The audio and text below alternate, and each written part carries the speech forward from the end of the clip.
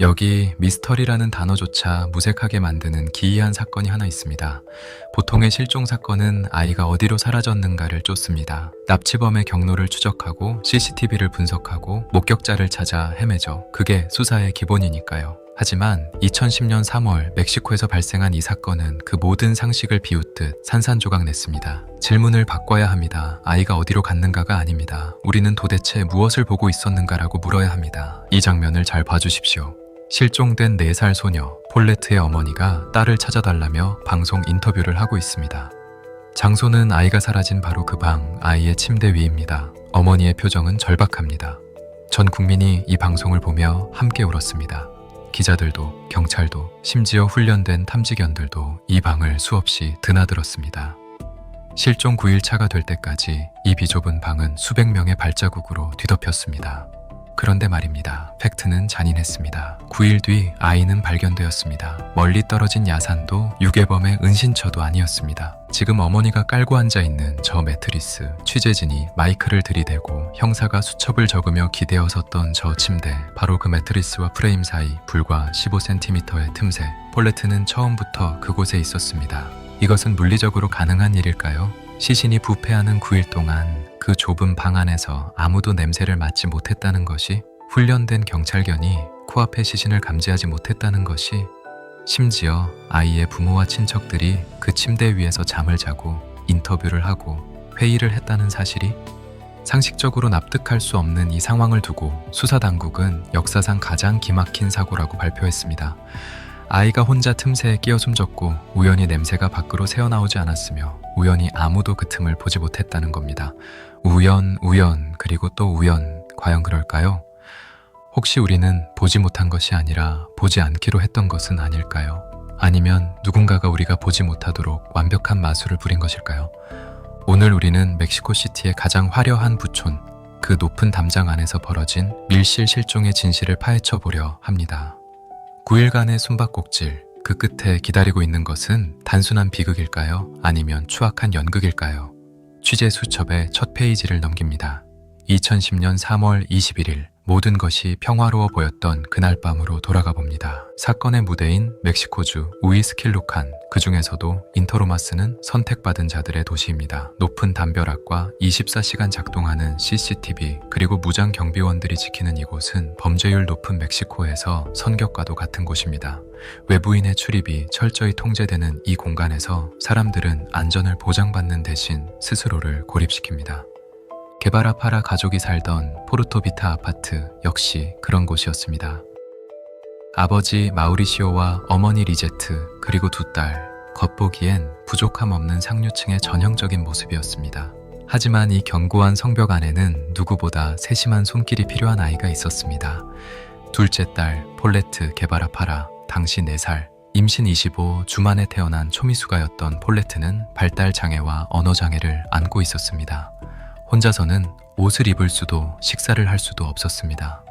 특히 한쪽 다리의 근력이 약해 도움 없이는 침대에서 내려오거나 방문을 여는 것조차 버거운 아주 작고 연약한 아이였습니다. 이것은 매우 중요한 팩트입니다. 폴레트가 제 발로 집을 나갔을 가능성은 0%라는 뜻이기 때문입니다. 누군가 데리고 나가지 않는 한 아이는 그 방에 있어야만 했습니다. 운명의 날은 2010년 3월 21일 일요일이었습니다. 가족은 주말 동안 바에데 브라보로 여행을 다녀왔습니다. 저녁 늦게 귀가한 가족들, 2명의 유모 에리카와 마르타가 짐 정리를 도왔습니다. 밤 9시경 어머니 리제트는 피곤해하는 폴레트에게 잠옷을 입히고 침대에 눕혔습니다. 이불을 덮어주고 이마에 입을 맞추는 여느 집과 다를 바 없는 평화로운 밤 인사였습니다. 잘 자라 우리 아가. 그것이 아이가 기억하는 마지막 엄마의 모습이었을 겁니다. 리제트는 방문을 닫고 나갔고 집안의 불은 하나둘 꺼졌습니다. 아파트는 다시금 칠흑 같은 어둠과 정적에 잠겼습니다. CCTV는 밤새 단 한 명의 외부인도 기록하지 않았습니다. 현관문은 굳게 닫혀 있었고 창문에는 침입의 흔적이 전무했습니다. 완벽한 보안, 완벽한 밀실. 이 집은 세상에서 가장 안전한 요새였습니다. 적어도 다음 날 아침 해가 뜨기 전까지는 말입니다. 3월 22일 월요일 아침 8시, 유모 에리카는 여느 때처럼 폴레트를 깨우기 위해 방문을 열었습니다. 학교에 갈 시간이었습니다. 폴레트, 일어날 시간이야. 커튼 사이로 아침 햇살이 비스듬히 들어오는 방. 하지만 침대 위 아이가 누워 있어야 할 자리는 비어 있었습니다. 이불은 흐트러져 있었지만 아이의 옹기는 이미 사라진 뒤였습니다. 유모는 화장실을, 거실을, 그리고 언니의 방을 다급히 뒤졌습니다. 숨바꼭질을 할 수 있는 아이가 아니었습니다. 이 거대한 아파트 어디에도 폴레트는 없었습니다. 외부 침입의 흔적은 0 CCTV, 기록도 0. 하지만 아이는 증발했습니다. 가장 안전하다 믿었던 보안 시스템은 이제 가장 끔찍한 족쇄가 되어 가족을 조여오기 시작합니다. 밖에서 들어온 사람이 없다면 범인은 이 안에 있다는 뜻이니까요. 경찰이 도착하고 평온했던 집은 붉은색 통제선으로 뒤덮이기 시작합니다. 2010년 3월 22일 신고를 받고 출동한 멕시코주 검찰청 요원들이 현장에 도착했습니다. 그때부터 이 고급 아파트는 거대한 모순의 극장으로 변했습니다. 수사관들이 가장 먼저 확인한 것은 당연히 외부 침입 흔적이었습니다. 창문의 잠금 장치, 베란다 난간, 현관 도어록, 그러나 모든 것이 정상이었습니다. 범인이 벽을 통과하지 않는 이상 불가능한 상황. 그럼에도 부모는 강력하게 납치를 주장했습니다. 누군가 아이를 데려갔다는 겁니다. 경찰은 즉시 납치 수사 프로토콜을 가동했습니다. 엘리베이터 통로, 보일러실, 지하 주차장까지 샅샅이 뒤졌습니다.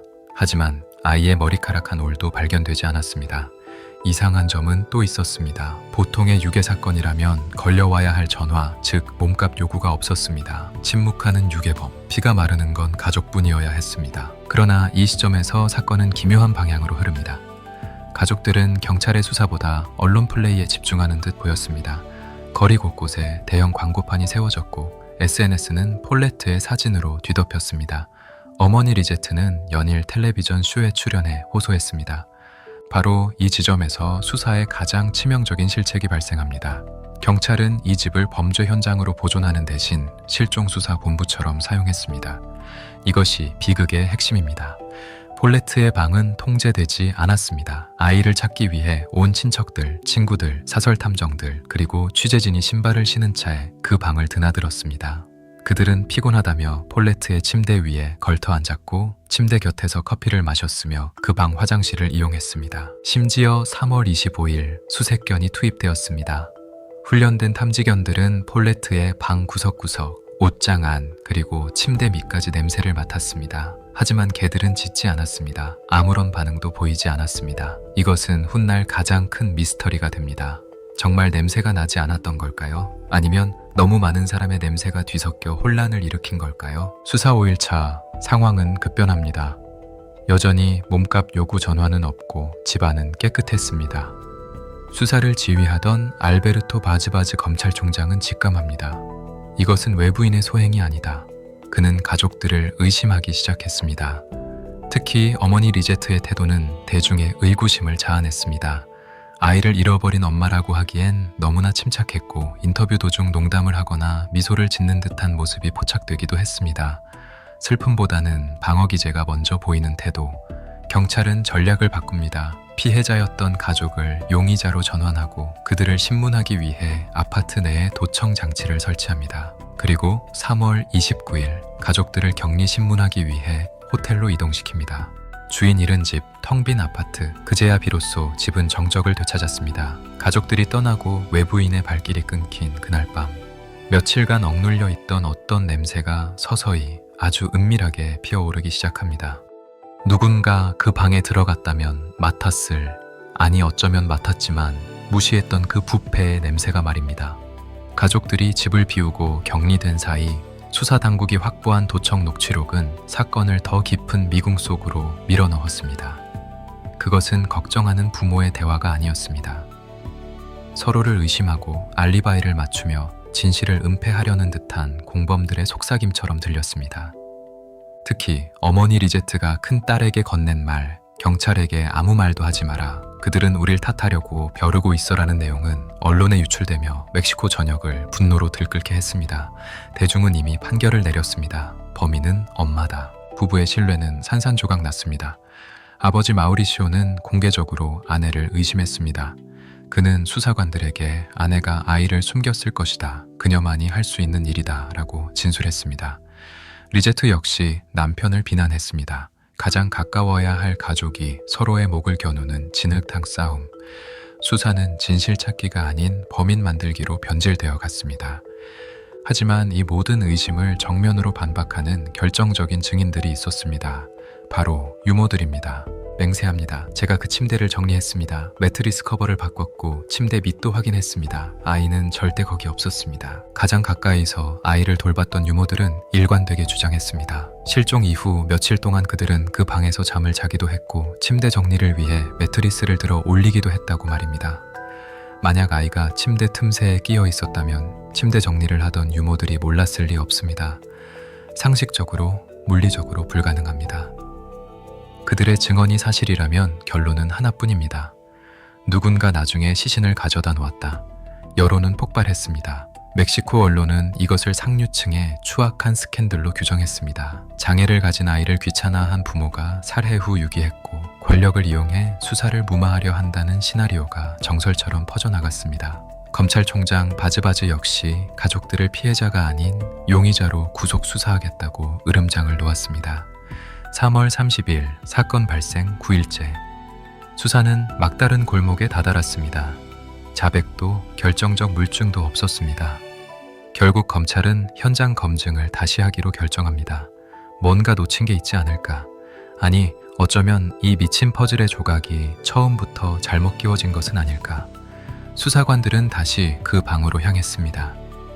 가족들이 호텔에 갇혀 있는 동안 주인 없는 집은 며칠간 어둠 속에 방치되어 있었습니다.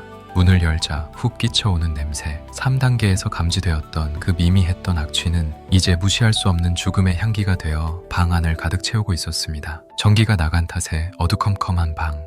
수사관이 손전등을 켰습니다. 불빛이 방 안을 훑고 지나가다 침대 발치에서 멈춥니다. 매트리스와 나무 프레임 사이 그 좁은 틈새 누군가의 보라색 천 조각이 보였습니다. 그것은 이불이 아니었습니다. 실종 당시 폴레트가 입고 있었던 바로 그 잠옷이었습니다.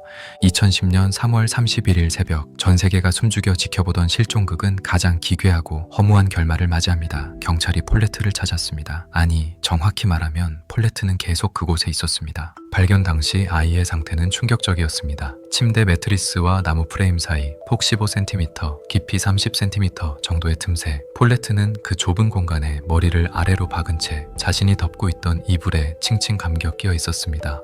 5월 21일 검찰은 최종 수사 결과를 발표합니다. 결론은 사고였습니다. 살인도 납치도 아니었습니다.